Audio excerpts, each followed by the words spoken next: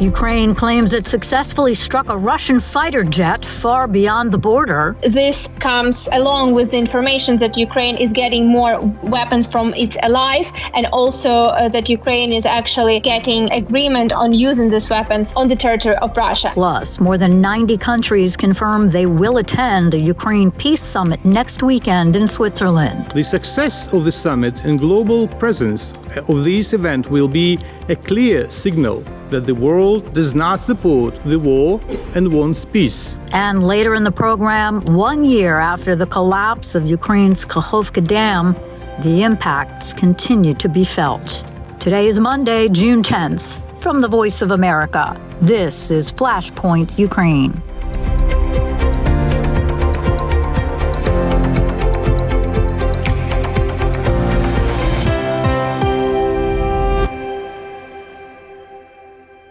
Good evening, I'm Lori London. Vice President Kamala Harris and White House National Security Advisor Jake Sullivan will represent the United States and take part in next weekend's Ukraine Peace Summit in Switzerland. At least 90 countries and organizations have confirmed they will attend. The success of the summit and global presence of this event will be a clear signal that the world does not support the war and wants peace. The summit is aimed to give a platform to discuss various ideas to achieve a comprehensive, just and lasting peace, and to give a high-level political start to prepare a joint peace framework which should restore peace for Ukraine, for Europe, and for the world. Sergei Kислitska, permanent representative to the United Nations Ukraine. Switzerland says Russia was not invited to participate in the summit because it dismissed the talks as a waste of time, but it did stress Russia must be a part of the peace process. The summit comes at a critical time for Ukraine as the civilian toll from Russian attacks continue to mount. Shopping centers, homes,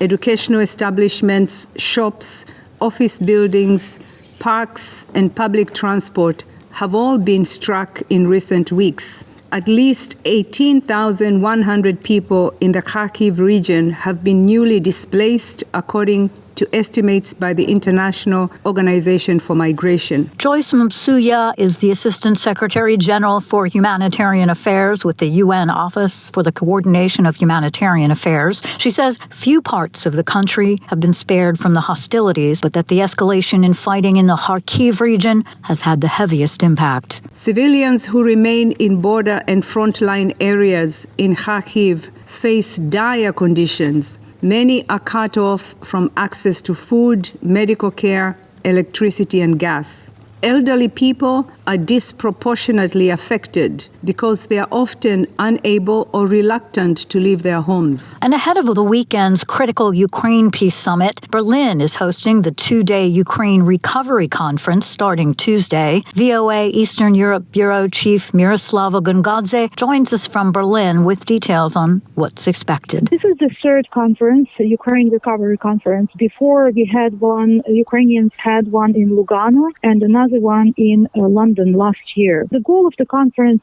to reassess the needs of Ukraine, specifically not just in the military needs, but in reconstruction, delivering food, support, humanitarian support, investing in business development of Ukraine, supporting Ukraine to sustain its economy and its human resources, first of all. So this is the third conference like this, and this one is coming in a critical time when Ukraine is needing a lot of support, in military support on the east, because the fighting is intensified, as we know all, in the last couple of months. But at the same time, Europe is changing. We have seen the European elections where the ultra-right parties gain a lot of seats in the European Parliament. German governing coalition lost.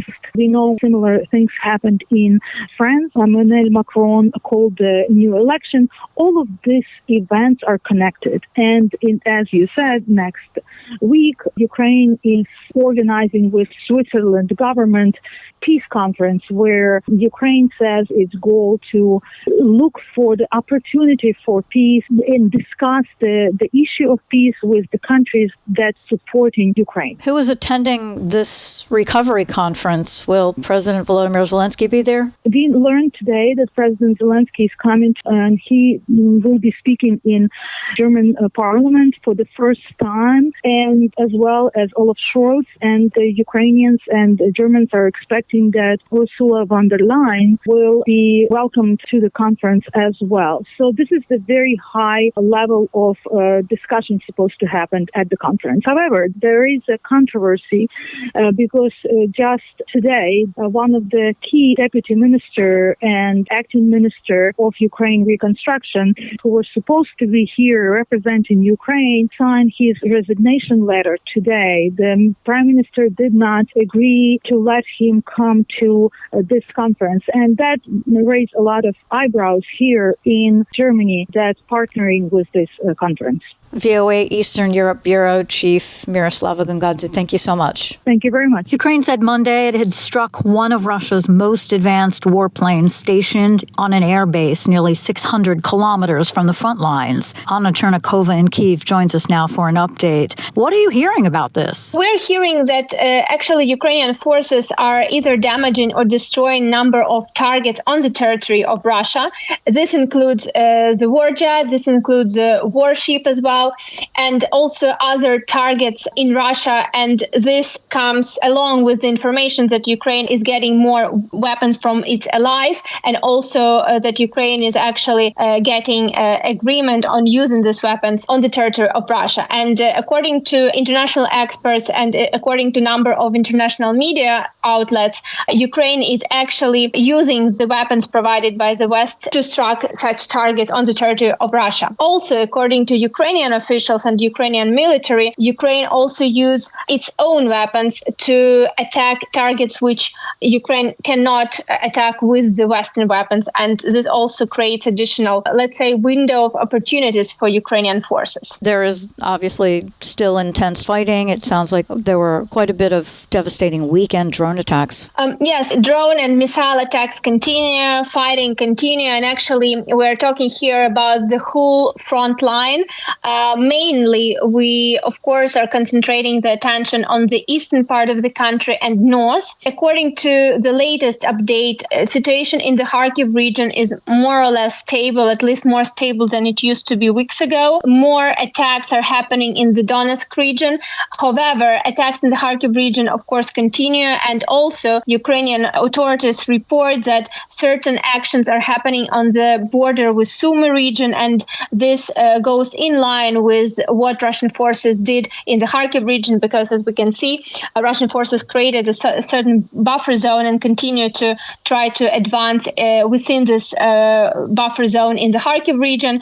And accordingly, there is a big fear. Ukrainian officials announced this last week that Russian forces will try to do the same in the Sumy region, just to have this longer line of buffer zone which will connect Donetsk and Kharkiv and Sumy regions. In the Donetsk region, we get information that Ukrainian forces managed to stabilize the situation in certain areas, and Russian forces managed to enter the first line of the Chasovy Yar village, which is a place of the furious fighting at this point. And I know they're hopeful that, the Western military aid will start coming in and they'll be able to ramp up their own defense efforts. But how are Ukrainians reacting and feeling about the EU elections over the weekend? Actually, the results of the elections looks quite positive for Ukraine. The European People's Party, which is very friendly and very pro-Ukrainian oriented, has most of the seats. And according to Ursula von der Leyen, she said that European Parliament will continue this pro-European and pro-Ukrainian work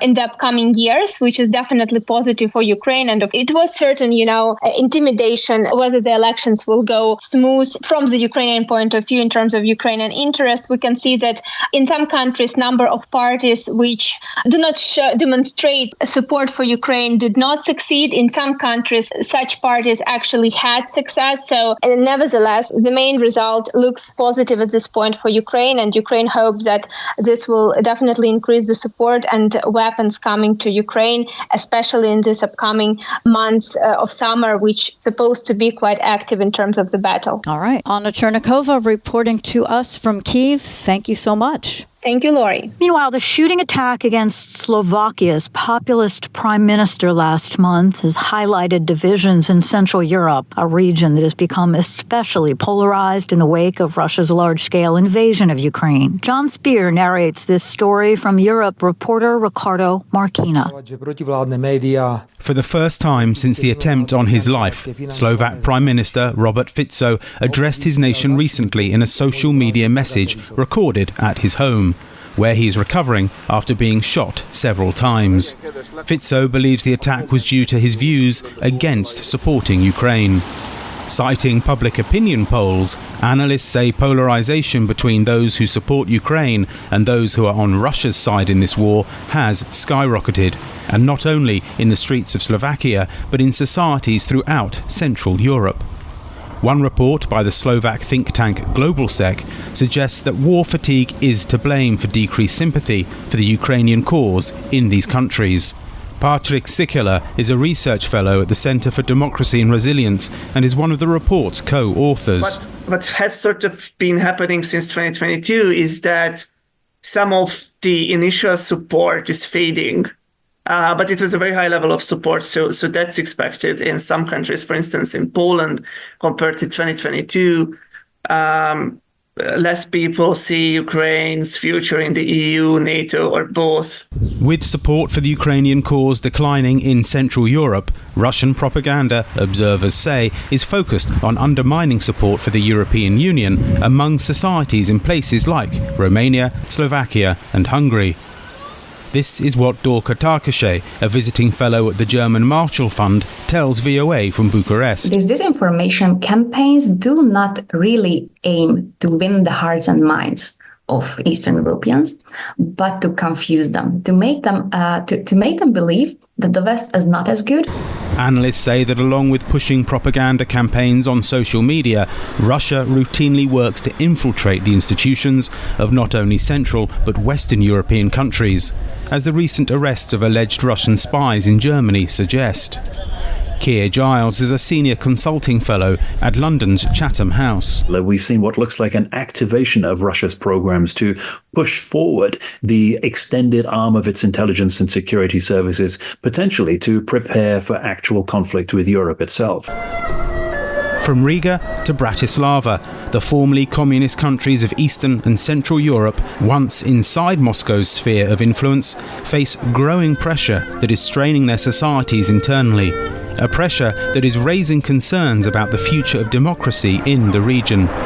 For Ricardo Marquina, this is John Spear, VOA News.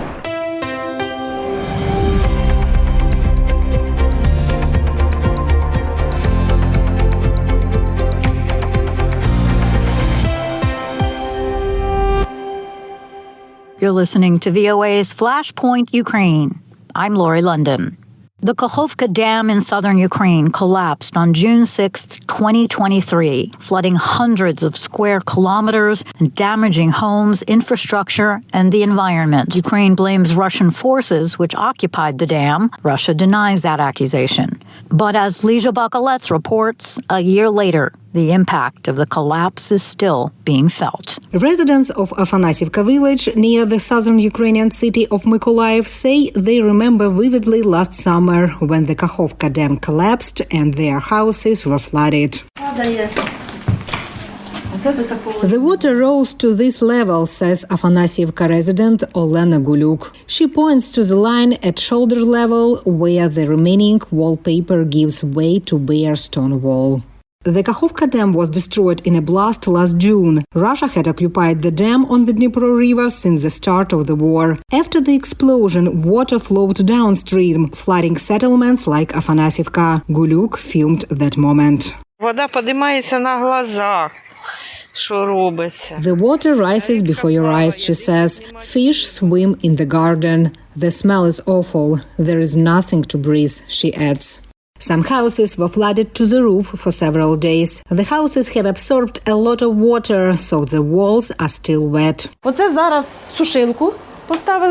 Afanasievka resident Tatiana Fomina says volunteers brought her an industrial dehumidifier. She says she already poured out a bucket of water in the morning, and look, it's already half full. That is how much has collected here again, she adds. Orchids, some clothes and a chair, all that survived from Tatiana's household. She says she renovated the house just before the war. А стілець сохранився. От тепер я до цей стілець приходжу тут. Tatiana Fomina admits she sometimes just sits on the chair and cries. It's so hard to lose everything, she says. She sits and thinks about what she can do next. Apart from the destruction, the village also has a problem with drinking water. After the flooding, the water in the river and residents' wells is polluted. Afanasievka village head Vasil Khomko says the water carried everything: reeds, debris, garbage. Somewhere a gas station was affected and an oil stain came to the village. One house was completely covered in oil, he says. Volunteers have delivered clean water to the village for a year, but only for drinking and cooking. Locals still use the polluted water for bathing and other uses. Khomko inspects the level of drinking water in the barrels. He says one is empty, another still has water for one day. He will call tomorrow and ask volunteers to bring more. Many other villages are in the same situation. The Kakhovka Dam collapse flooded more than 600 square kilometers, according to the Ukrainian Ministry of Environment. Ми дослідили маленьку частину, а окупованих територій дуже багато. Yulia Marhel leads the eco-movement Let's Do It Ukraine. She says part of the affected territories is occupied. They cannot study them. Water samples from Ukraine-controlled territories still contain toxic substances and heavy metals, she adds. Also, at least 500,000 hectares of farmland were left without irrigation, the agriculture ministry said. And energy production was affected because the dam was a part of hydroelectric power plant. Перед війною можна було б сказати, ой, в нас достатньо. Alexander Harchenko, director of the Energy Industry Research Center in Kyiv, says that before the war, Ukraine could survive without one hydropower plant. Now that Russian attacks have destroyed Ukraine's generating capacity elsewhere and the country is left practically without thermal generation, it is a significant loss, he adds.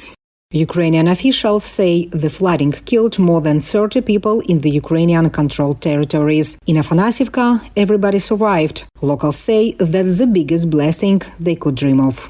Lesia Bakalets, VOA News. Some very talented Ukrainian high school students were among the finalists in this year's Regeneron International Science and Engineering Fair. It's the world's largest global science and engineering competition for 9th to 12th grade students. I had a chance to speak with the 3 Ukrainian students who were chosen to come to the United States last month and to hear more about their projects and the thrill of receiving this opportunity. Volodymyr Borisenko is one of the 3 Ukrainian high school seniors who recently had the opportunity to spend a week in the United States and present his project at the fair. My project called Simulation of Armed Conflicts with the application of unmanned aerial vehicles and ground combat operation. The problem is there is more than 50 armed conflicts in the world, and especially in Ukraine, there is the first time robotics conflict. Finishing his last year of grade school in his hometown of Cherkasy, while his country is under siege, inspired Borisenko to use his scientific skills on a project that focused on technical advances that can save lives in modern warfare. I developed for the first time the equation that incorporates the factor of robotics. I created the program that can describe the behavior of troops on the landscape,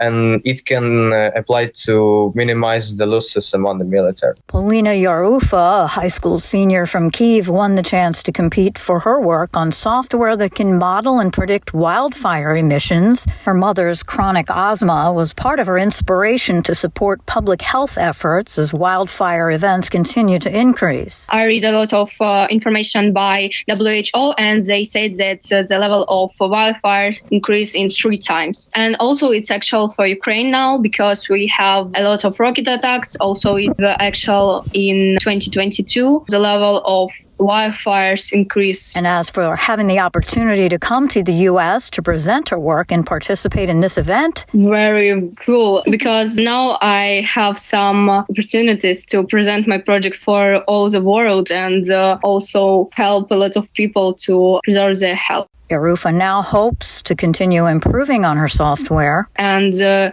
know how I can present it for other countries and for other people to make it global, because it's a problem not only for Ukraine, but all over the world. And Ukrainian high school student Bohdan Havlatsky decided to use his scientific skills to work on ways to improve the cost-sensitive construction of stable platforms for ambulances. I have discovered a significant problem that can lead to irreplaceable human losses among civilians and military people. That is why I have found a solution for it that requires a practical and easy-to-use decision. And while life in a war zone can take a toll on anyone, it can be especially challenging for high school students like these three who are looking past the current situation and ahead to their future. We are trying our best to stay focused, to stay creative. Thanks to the support of our schools, our universities, and our parents, we decide to fight and we decide to push forward. As for me, I became even more motivated in helping people and doing my work even more effectively. That was a conversation with the three Ukrainian high school seniors here in the U.S. presenting their ambitious science projects as finalists in this year's Regeneron International Science and Engineering Fair. And finally, today, after Russia invaded Ukraine, the West responded, sending military weaponry and aid to the embattled nation. But as the war drags on, there is also a need for doctors. Irina Solomko has the story, narrated by Anna Rice. Military surgeon Vitaly Panchenko normally operates at Lviv Military Hospital. But on this day, he's getting additional training at specialty aesthetic surgery in New York City. Today, we did facial reconstruction surgery. We took a nerve from the right lower limb and moved it to the patient's face. Panchenko says Russia's invasion of Ukraine has created new challenges for doctors. Since 2022, we have had many patients in grave condition who needed extremely complex reconstructive surgeries. Panchenko and fellow military surgeon Mykola Sinyuk are in New York during an internship in the United States that trains Ukrainian doctors for complex surgeries. The first stop was the University of Oklahoma. In Oklahoma, we did head and neck oncology surgery. These are long surgeries that can take up to 12 hours to perform. A non-profit Ukrainian-American human rights organization called Razom organized the internship. The program began at the University of Oklahoma in 2023, says Razom's Yulia Shama. They are the first ones who granted our doctors temporary licenses. Our surgeons could enter operating rooms and assist. Last year, we supported 7 internships. This year, we have already supported 7 internships. Shama says the internship grew out of a Razom program that sent American surgeons to Ukraine to operate on war wounded. We already work with several medical groups that have decided to regularly travel to Ukraine, so these are not one-time visits. Plastic surgeon Bruce Moskowitz was among them. While in Ukraine, he, together with Panchenko and the team, restored a wounded man's nose. There was a patient with a blast injury who lost the entire nose, broke both eye sockets and the orbits which hold the nose in the bridge. I was involved with reconstructing the mid-face, a very complicated multiple-step operation. On top of operating, Moskowitz also raises funds to buy medical equipment for Ukrainian colleagues. He says he has already managed to collect $400,000. And part of the funds that we raised during the fundraiser was to buy equipment. Microscopes, surgical microscopes. They're expensive, $75,000, $100,000 a piece. Panchenko and Sinyuk say they gained invaluable experience while in the U.S. and hope it will allow them to help more wounded people return to a normal life. For Irina Solomko in New York, Anna Rice, VOA News. And that'll do it for us today. Stay up to date with continuing coverage on Ukraine and news from around the world 24 hours a day at voanews.com. And on social media, be sure to follow VOA News. On behalf of everyone here at VOA, thank you very much for listening. Until next time, I'm Lori London.